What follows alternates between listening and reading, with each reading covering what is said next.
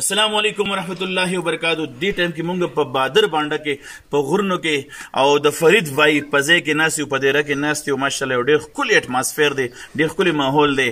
ماشاءالله ډاکټر طارق صاحب ماشاءالله د ګجر قوم یوت فورم او مشر چیرمین او یو ډیر نامي ګرامي شخصیت، او بیا بل زمونږ د سواد د ګجر قوم یو ډیر نامي ګرامي شخصیت جمروز خان ماشاءالله، او زمونږ د شب قدر یو ډیر قدردان ملګری احمد جان صاحب راغلی دی، او دوی ته یو خوندور یو کلام ورته ډالۍ کومه. امید کوم چې خوند به دې نه واخلي. نه مې یار شته نه به وشي،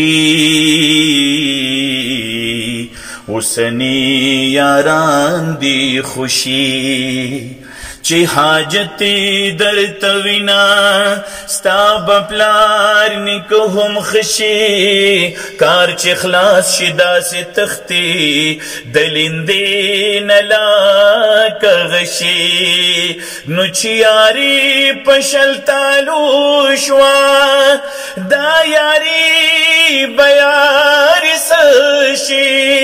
نن خو دومره یاران ډېر شو لکه سیند کې خشي بشي، په فایده د ظاهر خاندي خو پکې اوبه بشي. ته په دغه لاره مزه غني دا به درله خشي.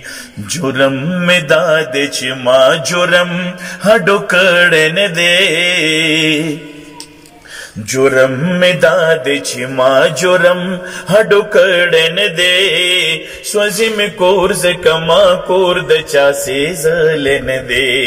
جرم مې دا دی نو دا دشمنان ولې زما شو، دا زما ملګري، دا دشمنان ولې زما شو، دا زما ملګري.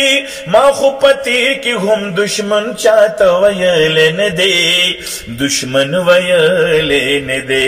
جرم مې دا دی چې ما جرم هډو کړی نه دی، سوځي مې کور ځکه ما کور د چا سېزلی نه دی. او ولې نن خلک راته اچوي کچکول کې کاڼي، ولې نن خلک راته اچوي کچکول کې کاڼي.